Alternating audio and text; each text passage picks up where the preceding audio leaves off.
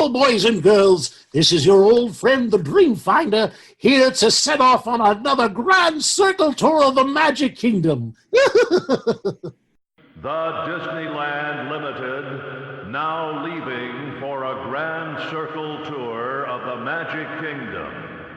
All passengers board. Star Tours announces the boarding of the Endor Express. All passengers, please prepare for immediate boarding. Please stand clear of the doors. Por favor, manténganse alejado de las puertas. To those guests who've just joined us, welcome. For those of you standing, please hold on to the handrails throughout our journey and stay clear of the doors. Please keep your hands, arms, and legs inside the train and remain seated at all times. Now, hang on to them hats and glasses, because this here's the wildest ride in the wilderness. I am Sam, the American Eagle, and I am proud to introduce the Grand Circle Tour podcast, a celebration of Disney parks, but mostly the American ones. I really like these guys. Aloha, passengers, and welcome back to the Grand Circle Tour. Jungle Skipper Jay here, and I'm with my very favorite co-host, our very own bellhop George. George, how are you doing? I'm doing good. Glad to be here. Glad to be back. It's nice to have you back. We haven't seen you in a while. Yeah, it's been a while. Man, a lot of crazy stuff going on. Yeah, you almost look like a stranger today. Your beard is even bigger. Almost didn't recognize you. Yeah. That Jeremiah Johnson look going on. That's what I'm going for. Are you sure you're a bellhop? You look like you've been abandoned in Frontierland. Either that or you just threw me back in the jungle. I'll do it. I will do it. Don't make me angry. How you doing, my friend? I'm doing good. How about yourself? I'm good. I'm really good. I'm excited. As of recording, we are 13 days away from our Walt Disney World vacation. And Stan, if you're listening, you are killing me right now with all your pics and videos from Disney World. And I think it's so funny because he actually jumped on before we started recording, and he's just relaxing, sitting on a ferry boat around the boardwalk yacht club area. He's just soaking up the sun. I texted him. I was like, hey, dude, we're recording. You should jump on and give us like a live update. He goes, I would, but I can't hear you guys talk at all. When I do it, I'm like, great. Then we can say whatever we want to you. Yeah. Yeah, I tried talking to him, but it was very hard to hear. He had to hold his phone up to his ear and had a shot into the speaker. Dude, he's got that Kool-Aid smile. He's having the best time right now. Well, that'll be us in 13 days. Be us in 13 days. It came by quick for me. I mean, especially since I just got back from 12 days of Disneyland.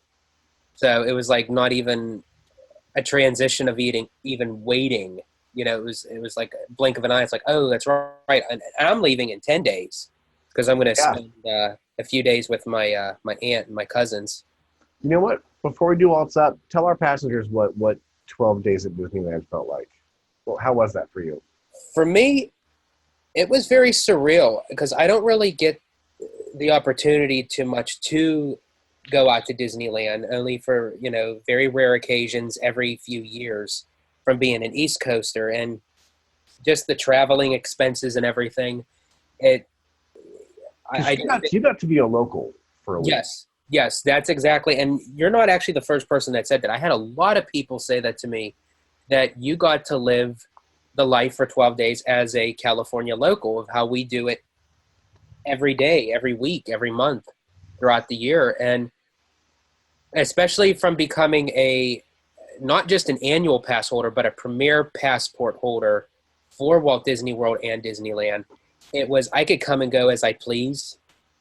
I could just sit on a bench for an hour or so, soak it all in, walk around, see the sights, the smells, the sounds, and I didn't have the urge to want to rush anything. It was glorious. Take your time and do it your way. I mean, I can't wait to move home. I miss having a pass and just wanting to go in for lunch and going in for lunch. Exactly. And that's what I did at times. I would go into Disneyland Park and I had a reservation at Cafe Orleans, had my Monte Cristo sandwich and my pommes frites. And then I went back out and walked around downtown Disney. Now, normally, if I go out for 4 days, I'm in the park from morning to night. Okay, so you brought up what I wanted to ask you about real quick. You are a convert. You are part of the Monte Cristo cult now. Tell us about it. The Monte Cristo. Well, I was hesitant about it, and when I got it, but I had to try it, especially being at Cafe Orleans. I mean, the best place to have a Monte Cristo. And Only place you can get a Monte Cristo. exactly. That's why it's the best place. But I know a lot of people get it at the Blue Bayou and everything, which is nice and everything, but I enjoyed Cafe Orleans, and especially the view. The view at Cafe Orleans, especially where they placed me outside every single time. Got to watch the Mark Twain boat and hear the steam whistle of the train, and it was perfect. But going back to the Monte Cristo, I love the sweet and salty combination. I'm a sucker for that. So, and it was a lot. I mean, they're pretty big, and I think I ate there 4 times throughout my whole entire trip. I was only supposed to just. Is that why you're growing your beard out? Are you trying to hide something from us? Is that a new chin you're trying to hide there? It's possible. You never know. But I was only supposed to eat at Cafe Orleans once.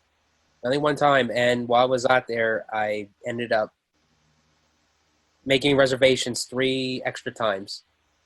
It's my personal favorite place to eat in Disneyland for all the things you just described. I like sitting outdoors. I like seeing the mansion ahead of me. I like hearing the train behind me. I love it when the band comes out. Got the Mark Twain. It's just the perfect Disney experience. I love Disneyland Park as a whole, but for a section to just walk around, relax, take it all in, it is the perfect location. It's the perfect location that you can get all the senses of Disneyland Park at once, just as you said, with the Haunted Mansion, with the band, with the train, with the Mark Twain. I just wrote an article about the top 10 experiences you can only have at Disneyland, and number 1 was New Orleans Square for all the reasons you just mentioned, and one more, but. And then, of course, yes, with the Monte Cristo. And especially just walking around. Oh, Monte Cristo was number 4 on my list of top 10 things at Disneyland. Yeah, you can't go to Disneyland without getting a Monte Cristo. Yeah, can't do it. So I became one of those people now. So I'm on the bandwagon. Well, welcome to the club. We're very happy to have you. Awesome. So what's up with you? What's up with me? Well, kind of going off of what our topic is today, that and speaking of food, that just recently I had booked all our dining reservations for our trip, and I'm very excited. I can't wait. I am like a mouse in a cage trying to escape. I am ready for vacation to start now. Despite all my rage, I'm still a Disney rat in a cage. Yeah. And I'm was fortunate enough to actually, without even planning it this way, it just happened that way, that I actually once again got to do Disneyland and Walt Disney World in the same year, but not even just the same year, almost back to back. I'm doing the same thing next month. We're going to Disney World at the beginning of October, and then I have to fly home for an event at the end of October. So of course I'm going to hit Disneyland, so I can write about doing both in the same month. Awesome. I have a waltz up, and I'm sure you all know what it is. I joined the Disney Movie Club just to get The Black Hole on Blu-ray. It's the only place you can get it. I have watched this movie my whole life. I watch it a couple times a year. It has never looked better. It's never sounded better. It looked like a brand new movie from the 70s. And I have to say, I mean, I know you're going to keep it on Blu-ray no matter what, but a lot of people on YouTube were giving demonstrations of Disney Plus because the Netherlands got to test it out 2 months prior.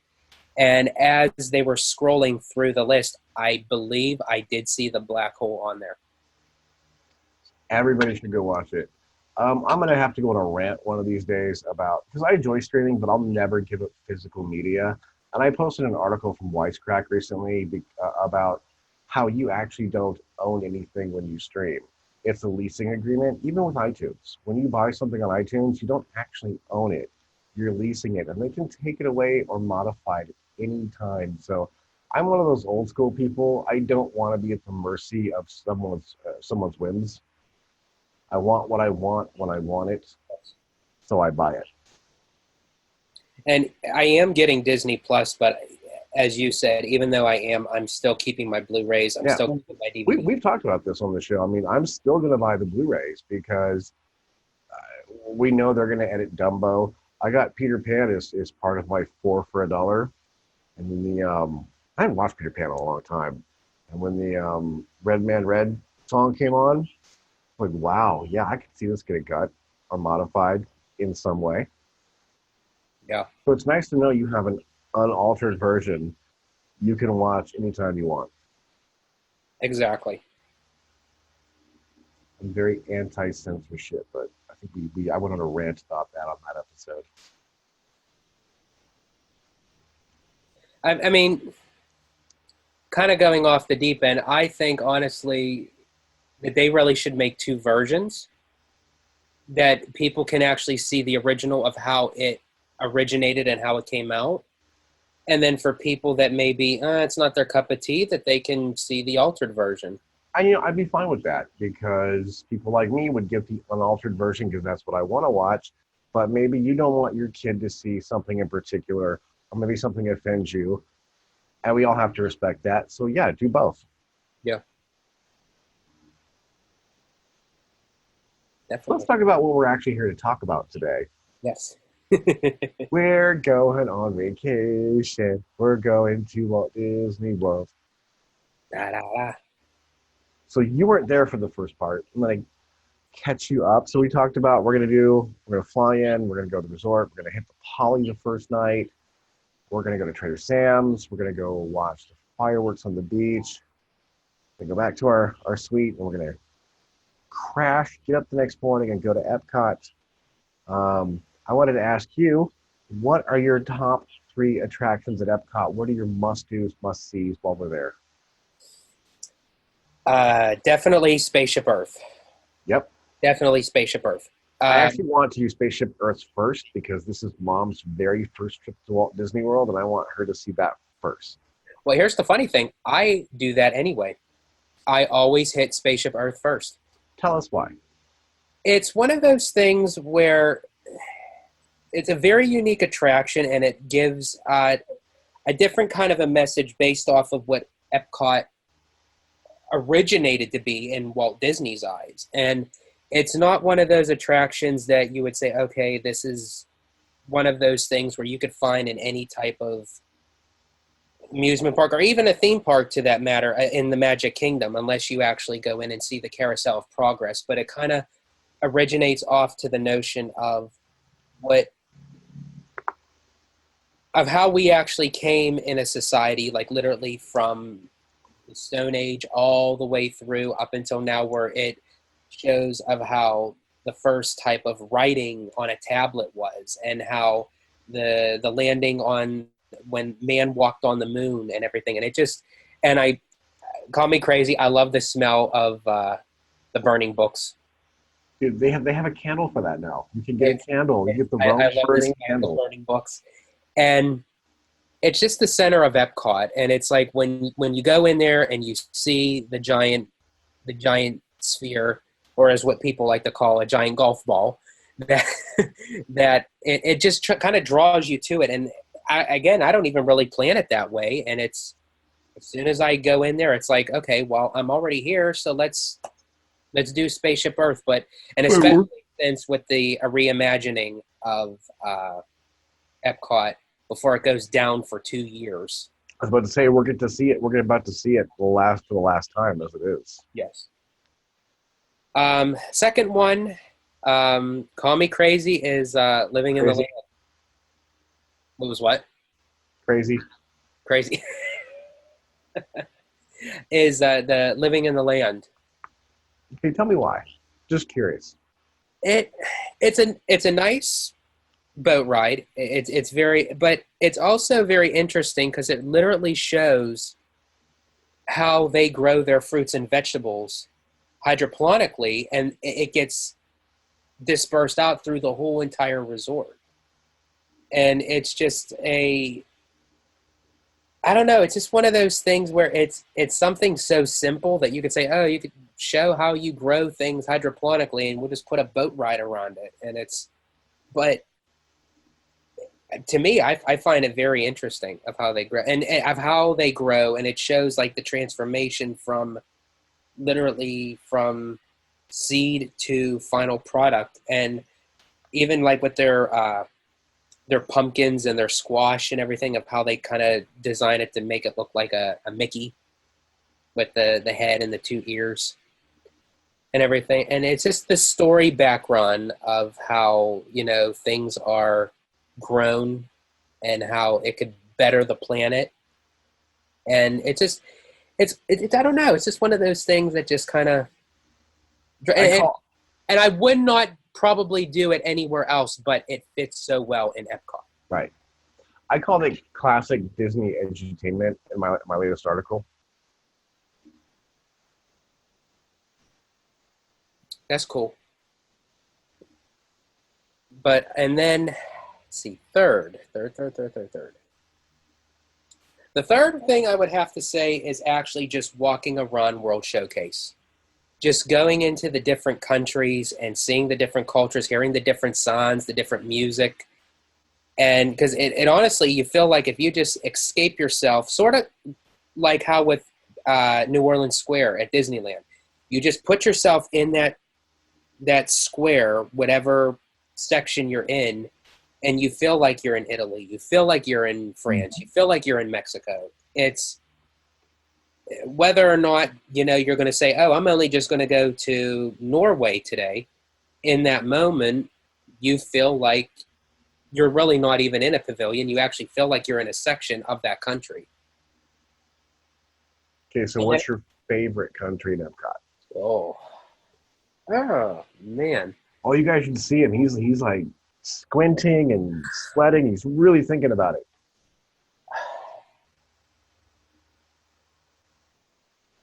Trying to go around the whole entire. I'm tied with two. And it's the Mexican and the Morocco pavilion. And the reason more so is just for they all have nice architecture, but it's something.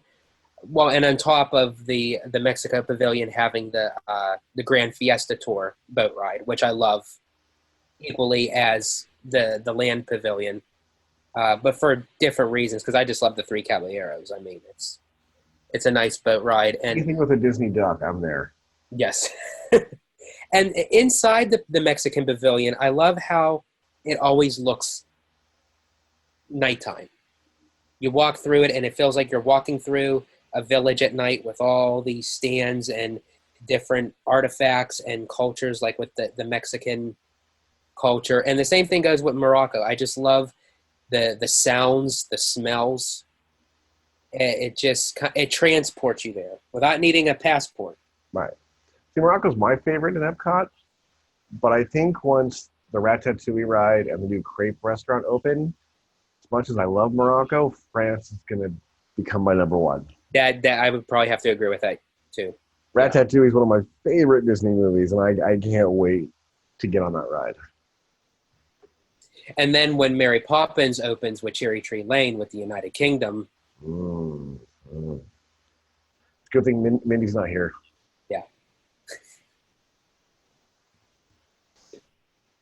So Magic Kingdom, what are your top 3 attractions in Magic Kingdom? Magic Kingdom. I would have to say Splash Mountain. It's just a fun ride. I love Splash Mountain. Regardless if I get wet or not, I love the ride. It's one of the longest running rides as far as like duration. I think it's 11 minutes total. So I love to the fact that when you're on the ride, you're going to be on the ride. And I love the music. I love the characters. And, you know, call me crazy. I still, once again, that I just love the story of Brer Rabbit. You know, it just draws to me like from the Song of the South and everything, regardless of the backlash that it has. But I think with Splash Mountain, everyone can just kind of come into unison and say that we all agree that we love the attraction. We love the songs. We love the characters. And we love the thrill, you know? Second one. Now, this is in no particular order. I'm just trying to think of each. Probably the Carousel of Progress. Because, again, going back... Good answer. Going back with Spaceship Earth, it's just one of those things, especially since it has the handprint of Walt on it. You know, it was part of his work of, it was the turn of the century where now to the fact of it could use some updating, but just the ride system itself mixed with a blend of a show of audio animatronics and how progress really is through time, like from the 30s and the 40s up into the 80s. It's a catchy tune from the Sherman Brothers. You know, you just can't help but. And it really is a great, big, beautiful tomorrow. And third, through all the land. I mean, I love the Magic Kingdom Park as a whole, but actually my favorite is actually a land itself, and it's Main Street. Ooh, do tell. I just love when you walk into a Disney park, you're transported within whatever time era, whatever theme it is going for. And Main Street USA is the most realistic land, for me anyways, in Magic Kingdom Park, because it's actually based off of Walt's childhood home in Marceline, Missouri. And I love how they're built like film sets, but yet they're designed to look like, again, that time era when Walt was growing up. You have these different shops designed to where it transports you to that time era. So even if they're selling something that's current in today's time, just the feel, the smell of walking down Main Street USA, because they got the smells like fuming. So like George, you like big, uncomfortable clothes, no electricity, and animals walking down the street doing their business. Yes. Like with the popcorn and the bakery, it's just one of those things that again, kind of going back what I said before with New Orleans Square, that's the part in Magic Kingdom at Walt Disney World that I could just sit on a bench, take it all in, watch the horse and trolley go by and everything, and just watch people. I'm an observer. I love to sometimes just take it all in, and then you have Cinderella's Castle right at the end where the central hub is, where the partner statue is. And it sets you up for your day at the Magic Kingdom. So it's you can't enter anywhere else. You have to go through Main Street no matter what. And it's almost like, and then that's where you have to end your day. You know, if you're seeing, the night parade or the fireworks, and it just goes very well with that kiss goodnight, so to speak, that Walt always gave his guests. So let me ask you, we go in the park, we walk up Main Street, we hit the hub, left or right? Probably, I usually always go, for some bizarre reason, I go left. See, I always go left too. I go left into Adventureland. But I know why you go left. I know exactly why you go left. Wherever the Haunted Mansion is where I go first. That's my first and last ride of the day. So I assume that when our Magic Kingdom day, that we're going to walk right up Main Street. We're going to go left, right into Liberty Square. Well, I am. If you guys follow me, great.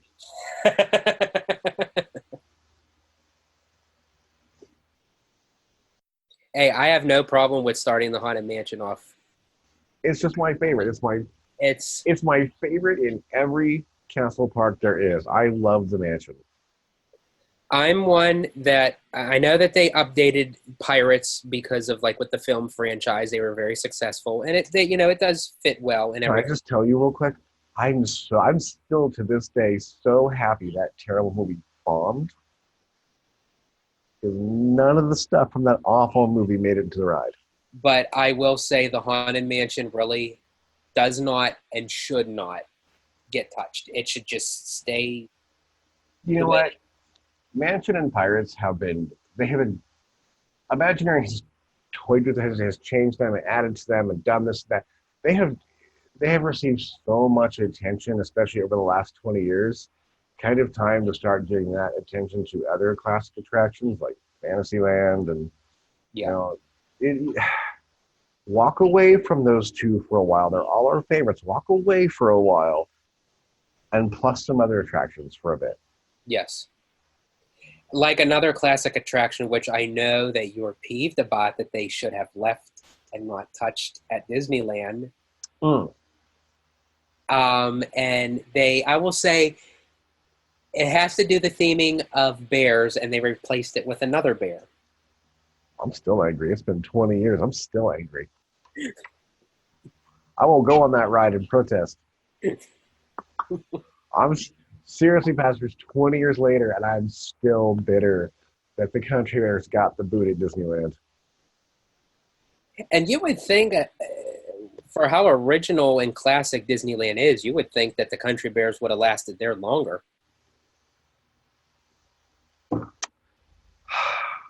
But that's just my opinion. Shut up, because that will be the whole episode. Why poo is poo. That might have to be a detour. We'll call it Why Poo is Poo.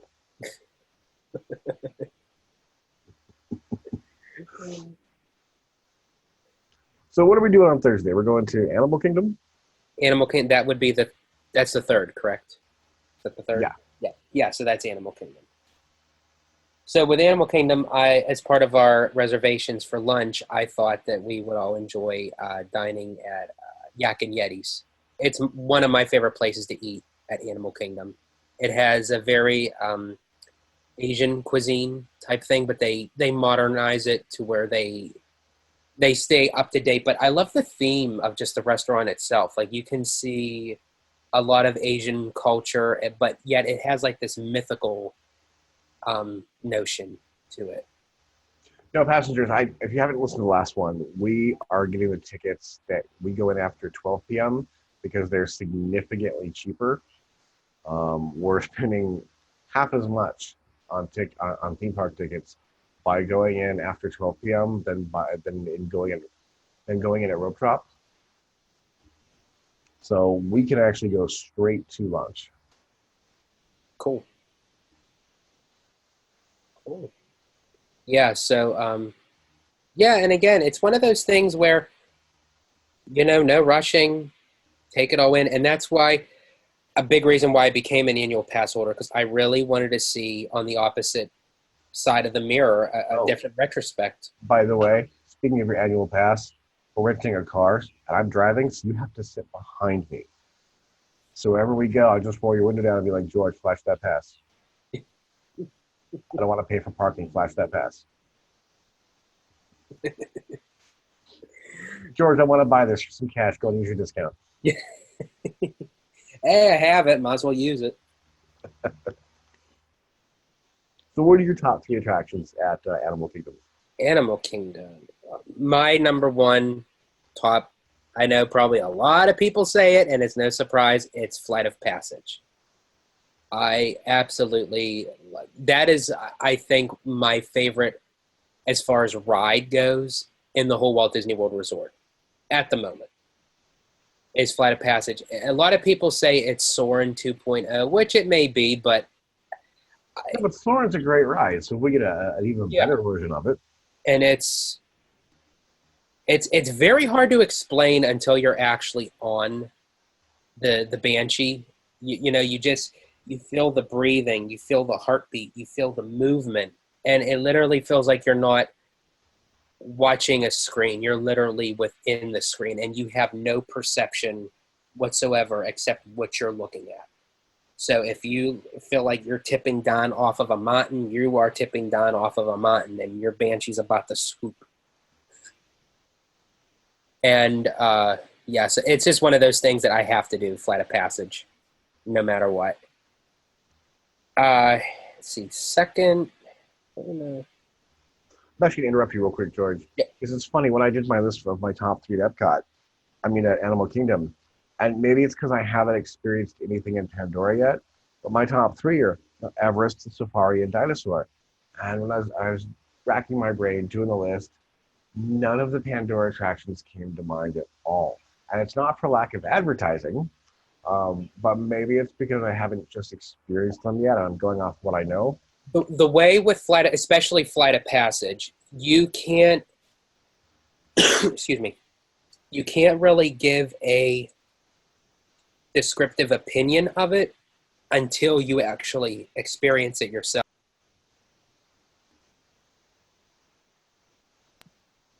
Because it's one of those things, as much as you can watch videos on YouTube or someone's posting, all you would really see is just the screen of what you could be experiencing without actually going through the experience yourself. So it's one of those things that the only way that you will ever have an opinion on it is to experience it yourself. Do you think once I go on it, it's going to always be in my top 3 at Animal Kingdom? I really think so. Yes, I really do. And it's not even just whether or not that you enjoy the movie or... I haven't seen the movie. Okay, and that's the thing. You don't need to see the movie. But I went on Radiator Springs without having seen Cars and loved it. Yeah, you don't need to see the movie. I just love and it fits so well. And I was one of the people, because I did see the movie. I went to go see it in theaters. And I thought, how in the world will this tie in with Animal Kingdom? And I'm thinking, because it's a different planet. It's this. I thought this would fit better in Hollywood Studios. But what the Imagineers did while working with James Cameron and John Landau, and the relationship that they became to make this land. And I thought, I can't see it anywhere else but Animal Kingdom, because it's just the beauty and breathtaking of what this planet looks like through nature, through wildlife, through animals, through plants. And I really think that'll eventually become your top 3. I really do. I'm looking forward to it. I can't wait to actually see your reaction. My second would have to be Kilimanjaro Safaris.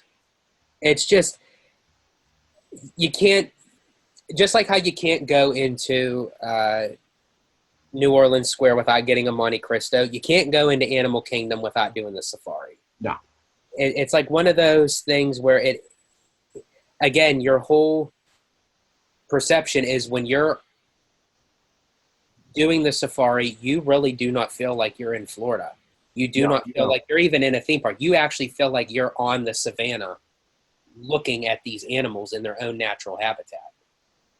And I love how it's different each time. Like one time you can get the rhinos up real close and you may not see the lions. The next time you may see the lions. And, I've never done it. I never done a sundown safari though. See, I love sundown, and I actually like it at night. There's something about, and even though you may not see as many animals, there's something about that safari in the dark that, I don't know, it lets your imagination run wild a little more.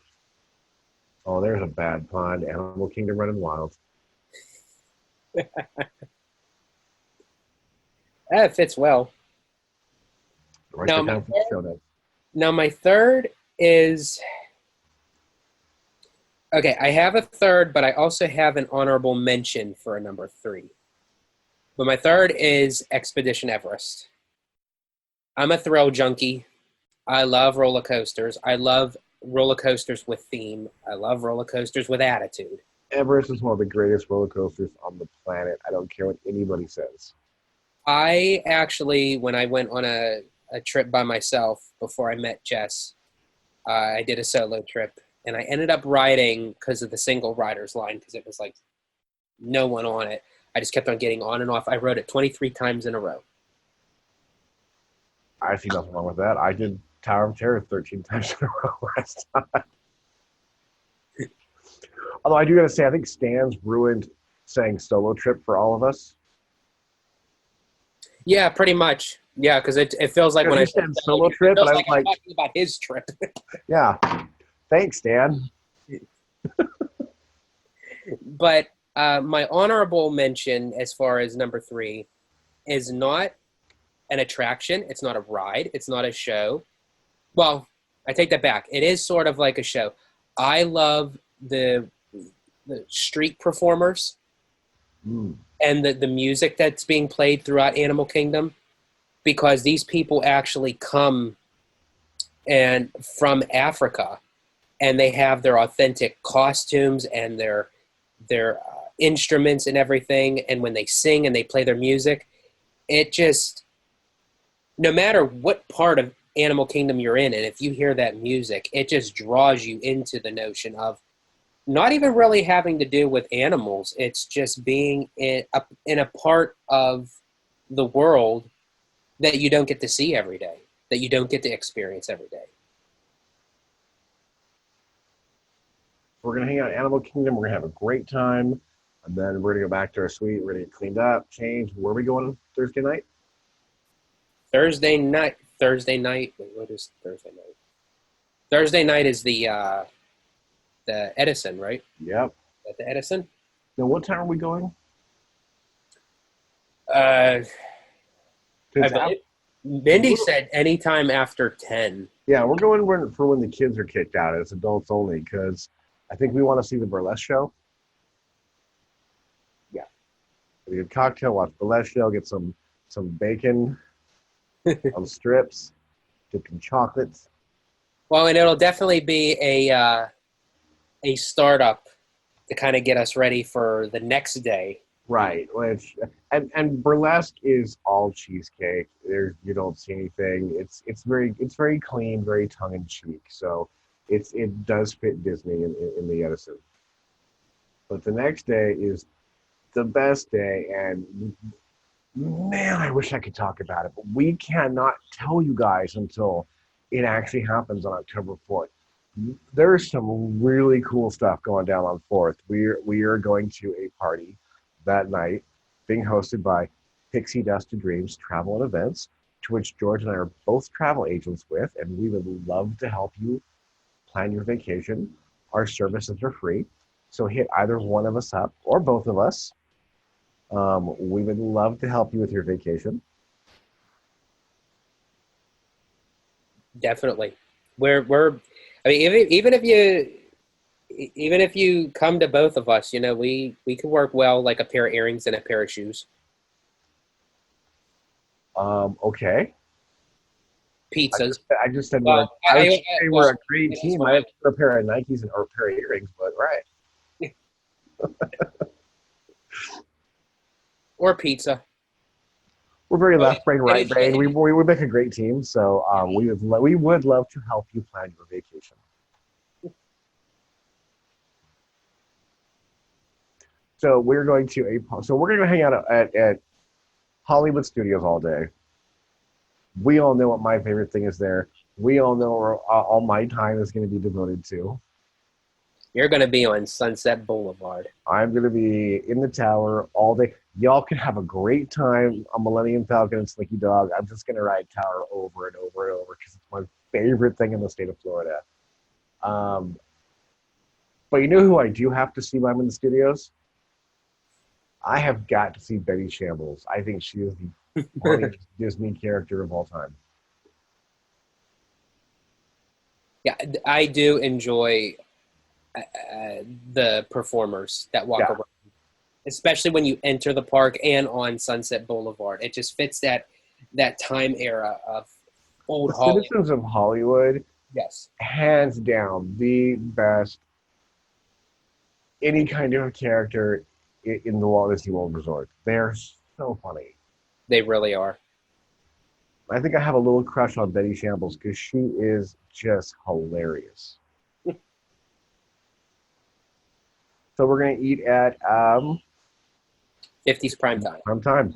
And Mom has no idea that we're going to have her humiliated. And I probably won't help with that because every time I go in, I always make a fool of myself. I'm right there with you. I will help you make a fool of yourself. Yeah. So what are your top 3 things to see at Hollywood Studios? Oh, definitely hands down. My favorite thing in the entire park, and I'm not just being biased, and I'm not just saying this because I'm on with you, but it's definitely the Tower of Terror. It's like the first thing, even when you pull up before you even get into the park, you just see it looming there. You just see like the top of it. And then when you enter the park and you look off to the right as you walk up and you look down Sunset Boulevard and just the angle that they have it in, it just like fits so perfect. No single attraction in all of Walt Disney World has a better setup because it starts to entice your entrance from the parking lot, from the road. You see it and it just draws you in. It really does. There's nothing like it in a Disney park anywhere, but that's just my opinion. Second, well, I would say the Great Movie Ride, but unfortunately, Well, you can't, so move on. yeah. My number 2. See, and this is the issue with right now with Hollywood Studios. I still think they're having a huge issue with its identity. I don't think, I mean, even though Galaxy's Edge is open and it's doing really well, and Toy Story Land, they still need... They're going to for a while. It still needs some massive enhancements. I mean, the whole old animation courtyard that's now Launch Bay. I love Launch Bay. I love going in there and seeing all the props and the sets and the models. I cried when I saw Chewbacca for the first time, but that area really needs to be redeveloped. The whole area where Indiana Jones... Okay, so we know that Indiana Jones, its time is up. Yeah. They're bringing over, from what I hear, they're bringing over the pirates from Shanghai, and they're going to place in that area, but they're going to retheme it to Indy. Oh, okay. So, I mean, the park still has a lot of work to go. Yeah. The Toy Story Land and Galaxy's Edge was just the starting point. Right. So I guess I would have to say my second would be to, even though I did experience it out in Disneyland, but just to Galaxy's Edge, just to walk around. Forgive me, passengers, but I like Smuggler's Run. I don't love it. I've heard that over and over. I keep hearing people tell me it's a solid C ticket. It's a fun ride. It's going to be a great complement to Rise of the Resistance. But on its own, people say the same thing over and over to me. It's a big video game.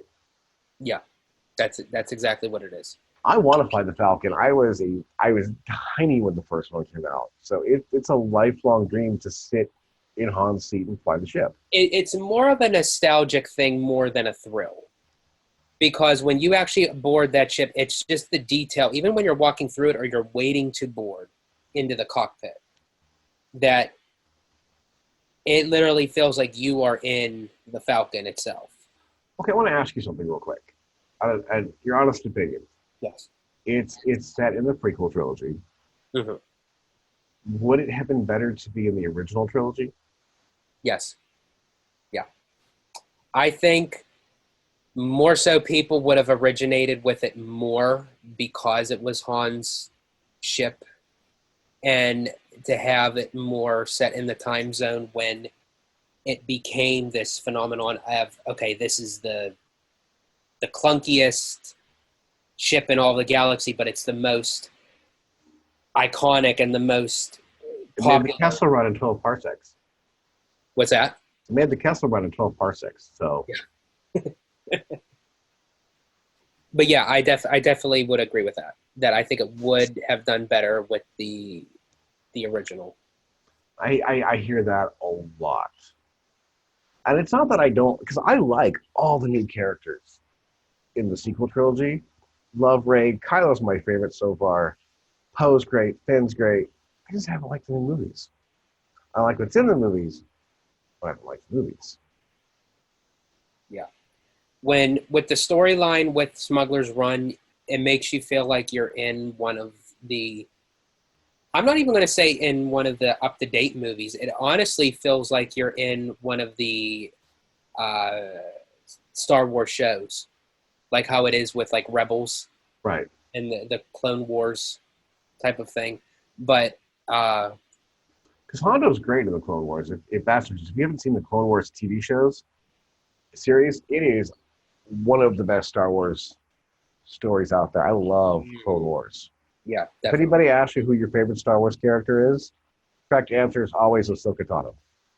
Yeah. But it definitely will complement, as you said, once Rise of the Resistance opens. Which I cannot wait for that one. Because the elements of that, what I was told.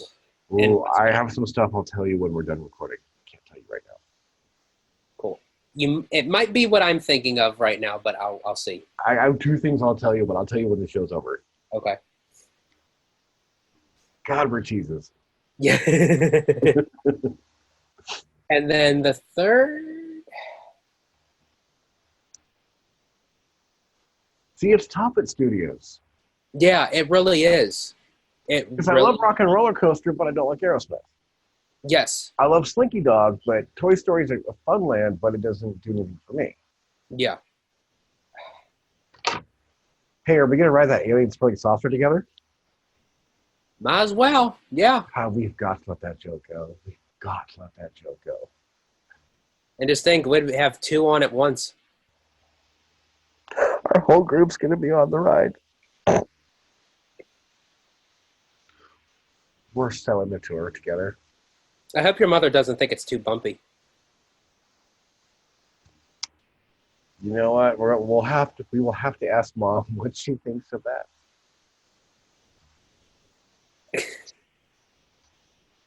If you've just started listening, go back and listen to episode 1. This has been a running gag we've got to let go of.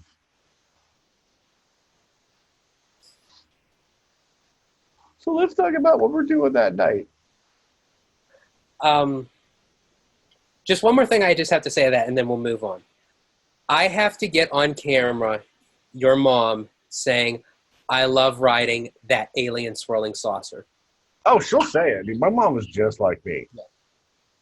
We're Mom and I are very much alike, so you might be in trouble. You might come out of this vacation an entirely different person. Can't wait.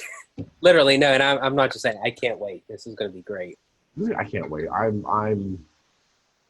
This is the longest 13 days. Yeah, this is like this is where it's going to killing me. I'm ready for vacation to be here.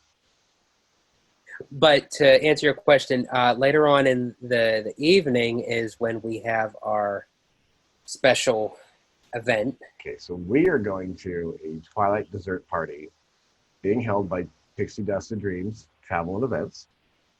It's at the Twilight Zone Tower of Terror. It begins. Hi, Stan. It begins. Hello. How are you?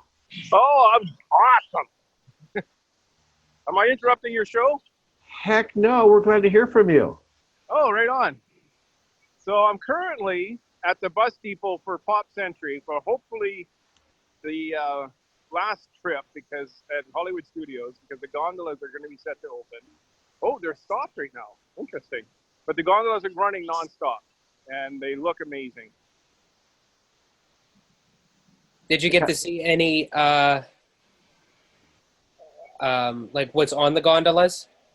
Oh yeah, you can easily see from the ground what the characters are. Yeah, it seems like probably one out of every 3, I would say. I haven't really been looking, but there's a lot of them have the characters right on them. And from what I'm hearing from the cast members that have ridden them is that they're quite the breeze as they go through, and there's no problems at all, or as far as heat goes. Now, I know they're testing with okay, they're moving now. So I know they're testing with cast members as guinea pigs, I guess.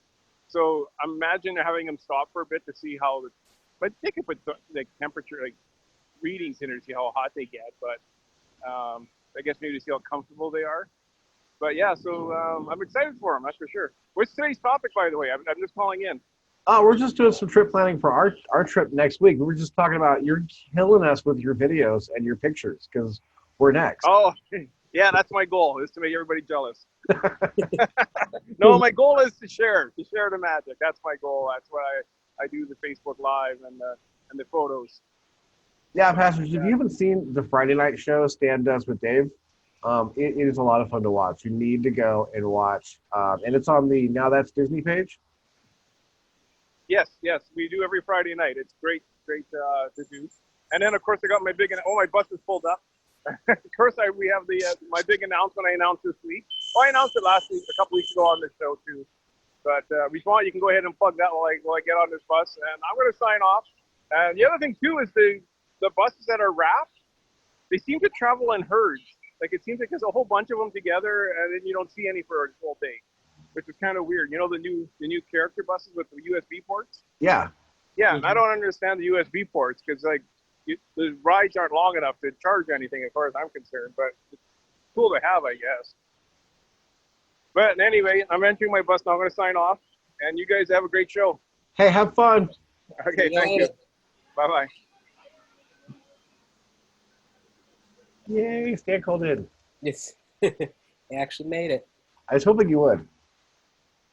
He actually came in at a good time. It's like I love it when it just kind of. Well, I wanted to ask him because he was at Hollywood Studios this morning at 6 when the park opened. I wanted to ask him, what time did you have to get up to get there, and how was it getting up and getting there deep in the cheeks of the butt crack of dawn? Yeah.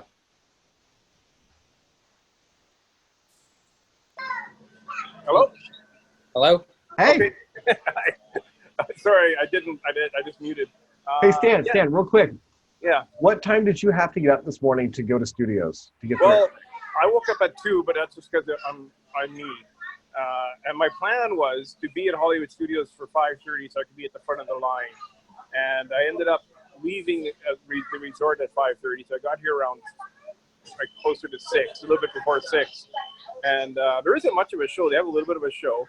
But when you walk to Galaxy's Edge in the morning with those extra magic hours, they play the First Order March, and it's pretty cool. You're walking and you hear that music playing as you're marching through Galaxy's Edge. But the only thing open is Smuggler's Run. They don't have anything else really open that early in the morning, right at 6 o'clock. You can't do any shopping. They don't even want you stopping and taking many pictures or anything. Wow. So it's almost like an after-hours event where they just take you to it. Yeah, kind of. And what was really weird is, like, it's only for people that are staying on property, is they didn't scan my fingerprints at all. All they did was scan the Magic Band, and they did it twice in 2 different places. They scanned my Magic Band to make sure I was staying on property. But yeah, no fingerprint scan, and the security was kind of goofy in the way they had that set up too, in that, you know how normally they have like an annual pass holder line to get through, or they have like the non-bag line? Well, there was none of that. It was like 6 in the morning or 5:42, whatever in the morning, and everyone had to stand in these like fairly long lines, and they wouldn't let people without bags kind of cut through, whereas normally they do. They were just telling people. Now maybe it was just the security guy that I had today was like that. But yeah, so we had to wait behind, people with the strollers and everything. well, they went through. And meanwhile, I'm carrying my phone and my battery charger. That's it. Like, that's the only thing I have with me. I have my sunglasses. So, and I'm waiting forever to get, where everybody has, their kitchen sink back. Cool. Well, I'm jealous, and I can't wait to get there myself. Yeah, you're really going to like it. Yeah, Galaxy's Edge is absolutely amazing. The advancements that they're doing in these parks are just blowing my mind. Every time I come here. we get back from our trip, I want you two guys to get together and do a detour and do a West Coast versus East Coast Galaxy's Edge review. There's nothing to compare. Honestly, there isn't. From what I've seen so far, I didn't spend as much time at Galaxy's Edge here as I did in California, but there really isn't too much to compare. Honestly, they're so similar. I mean, like there's tiny details that are different. Some crates are stacked differently or whatever, but the app works exactly the same at both parks. The footprint is exactly the same. The steps going up are exactly the same. The main character, like the main areas that have stuff like droids piled up, or whatever. Yeah. Those are pretty much identical. Like I couldn't see any differences. Now what I did do was when I was in California at Galaxy's Edge, was I took certain photos, knowing full well I'm going to take these exact same photos in Florida, and I want to kind of compare to see how close the Imagineers got on absolutely duplicating. So in Doc Ondor's, I took some certain photos in California that I know, and I retook them again today. So I kind of want to put those photos side by side to compare. And I'll put that on our Grand Circle Tours Facebook page to show whether there's a difference or not. I don't know yet at this point, but it'd be interesting to see the two photos side by side. Well, we're getting to the end of our hour, so we're gonna wrap this up real quick.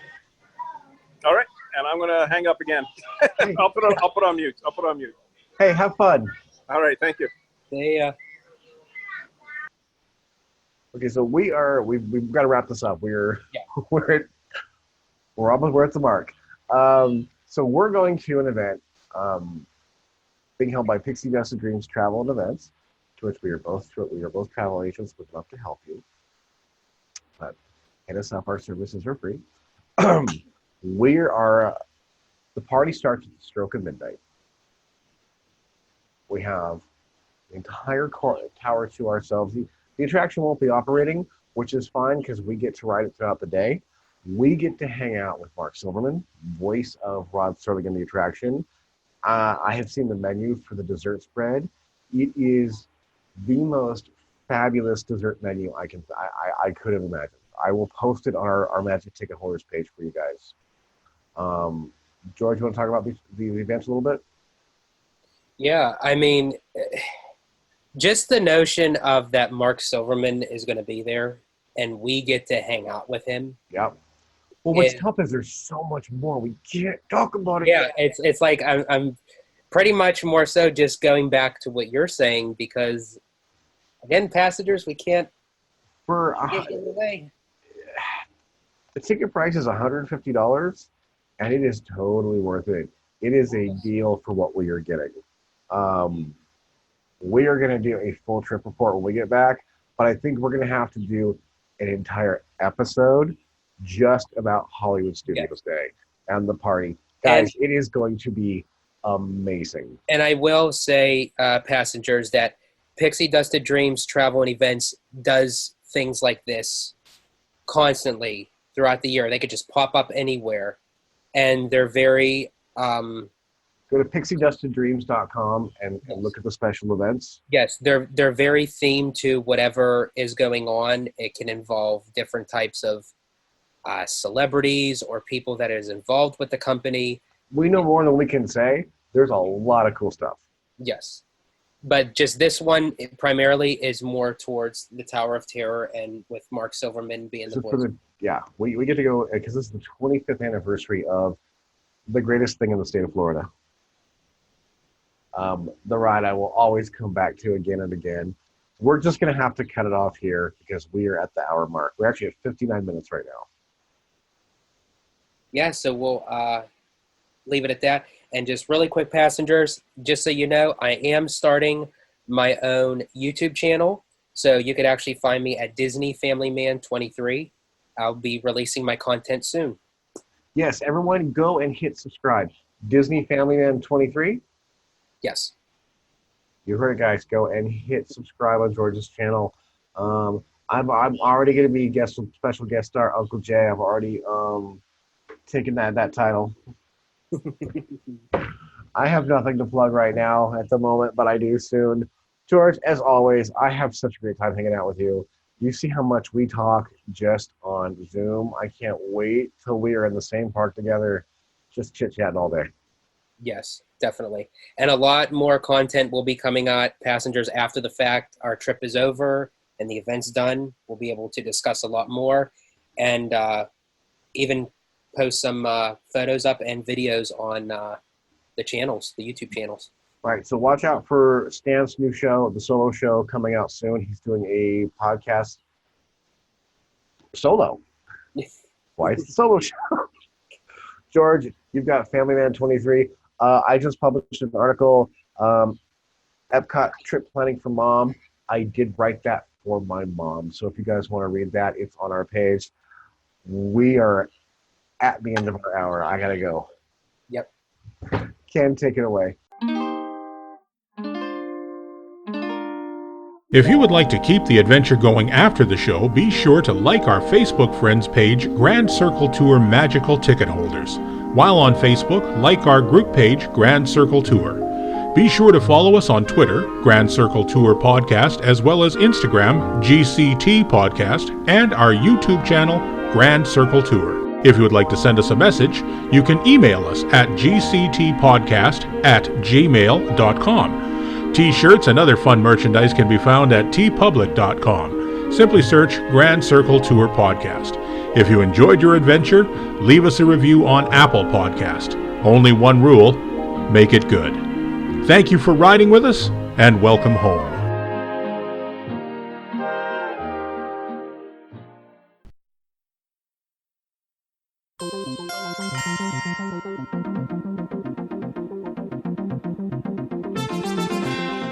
Step into the future in Epcot Center's newest adventure.